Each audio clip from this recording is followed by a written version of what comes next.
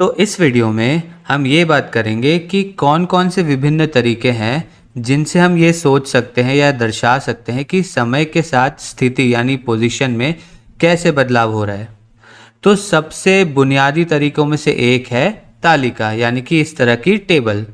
उदाहरण के लिए यहाँ बाई ओर के कॉलम में हमारे पास समय है और मान लेते हैं ये सेकंड में हो, और दाई ओर के कॉलम में हमने स्थिति यानी पोजीशन को रखा है। तो जब टाइम 0 सेकंड है तब हमारी पोजीशन 3 इकाई या 3 यूनिट है। 1 सेकंड पर अभी भी हम 3 पर ही है। 2 सेकंड पर हम -1 पर चले गए हैं। 3 सेकंड पर हम 0 पर चले गए हैं। 4 सेकंड पर हम अभी भी 0 पर ही है। 5वें सेकंड में हम अब 2 पर आ गए हैं। इकाई को हम मीटर मान सकते, तो शायद इसे हम 2 मीटर भी कह सकते हैं। ये कुछ हद तक तो उपयोगी है, लेकिन इसे समझना और इसे विजुलाइज करना थोड़ा मुश्किल है। और ये हमें ये भी नहीं बता रहे कि इन क्षणों के बीच में क्या हो रहा है। आधे सेकंड के अंतराल में क्या हो रहा होगा। क्या ऐसा था कि हम हिले ही नहीं, हम अपनी स्थिति पर ही रहे, या फिर हमने अपनी स्थिति यानी पोजीशन तो बदली लेकिन हम वो सेकंड खत्म होते होते वापस से वहीं आ गए थे जहां हम मूल रूप से थे। जब हम इस तरह की तालिका देखते हैं तो हमें ये पता नहीं चल पाता है। तो इसके बारे में सोचने के लिए हम एनिमेशन का उपयोग कर सकते हैं। उदाहरण के लिए मान लीजिए कि हमारे पास ये संख्या रेखा है और मान लीजिए कि जो वस्तु चल रही है वो है एक नींबू, एक लेमन है, और इसलिए 0 समय पर यह स्थिति 3 से शुरू होता है, पोजीशन 3 से शुरू होता है।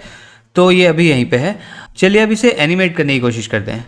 तो जैसे हमने तालिका में 5 सेकंड का वर्णन किया है, तो हम यहाँ पर 5 सेकंड गिनने की कोशिश करेंगे। 0, 1, 2, 3, 4 और 5। तो ये कुछ हद तक उपयोगी था, लेकिन शायद इससे भी अधिक उपयोगी बात यह होगी कि इसे किसी तरह से ग्राफ से दर्शाया जाए, ताकि हमें एनिमेशन को बार बार देखना ना पड़े, ताकि हम बस अपनी आंखों से एक बार ही देख ले और हमें सब कुछ पता चल जाए।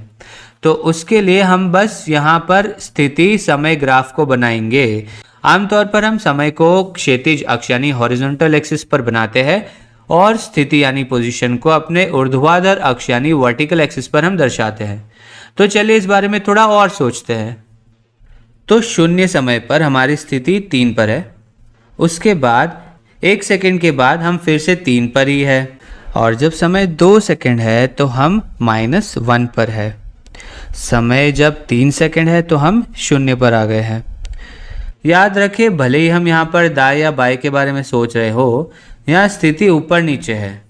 जब समय 4 सेकंड है तो अभी भी हम 0 पर ही है, और जब समय 5 सेकंड है तो अब हम 2 पर चले गए हैं।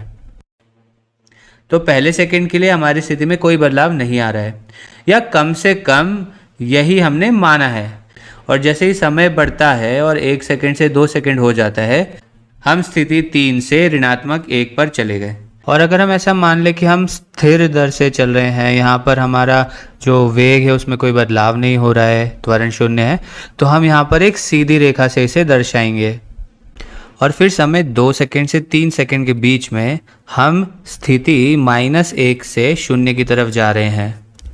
अगर इसे हम यहाँ पर देखें तो इसका मतलब यह है कि हम 1 इकाई दाई तरफ जा रहे हैं। लेकिन यहाँ चूंकि हम अपनी स्थिति को ऊर्ध्वाधर अक्ष पर प्लॉट कर रहे हैं, ऐसा लगता है कि हम ऊपर गए हैं। पर हम बस जब समय 2 सेकंड से 3 सेकंड हो जाता है तो हम 1 इकाई आगे की तरफ जा रहे हैं। हम स्थिति -1 से 0 पर जा रहे हैं। और फिर समय 3 सेकंड से 4 सेकंड के बीच में क्या हो रहा है? कम से कम जिस तरह से हमने इसे दर्शाया है, हमारी स्थिति नहीं बदल रही है। और फिर समय 4 सेकंड से 5 सेकंड के बीच में क्या हो रहा है? हम 0 से 2 तक जा रहे हैं। और इसलिए जो हमने यहाँ बनाया है उसे स्थिति समय ग्राफ के रूप में जाना जाता है। और इससे बिना एनिमेशन के आप तुरंत समझ सकते हैं कि समय के साथ वस्तु की स्थिति कैसे बदलती है। तो चलिए एक बार फिर एनिमेशन करते हैं और बस स्थिति समय ग्राफ पर साथ साथ चलने की कोशिश करते हैं। इसे हम थोड़ा धीमा कर देंगे। तो पहले सेकंड के लिए हम स्थिर रहेंगे। तो 1 सेकंड को दर्शाने के लिए हम गुलाब जामुन शब्द का उपयोग कर सकते हैं। गुलाब जामुन कहने में लगभग 1 सेकंड ही लगता है। और फिर हम जानते हैं कि अगले सेकंड में हम ऋणात्मक 1 पे चले जाएंगे। फिर हम 2 गुलाब जामुन गिनेंगे, फिर ये 3 गुलाब जामुन, 4 गुलाब जामुन और 5 गुलाब जामुन। तो उम्मीद है कि आप ये समझ गए होंगे कि ये जो ग्राफ है उस पर हम तुरंत एक नज़र डालकर पूरा माजरा समझ सकते हैं।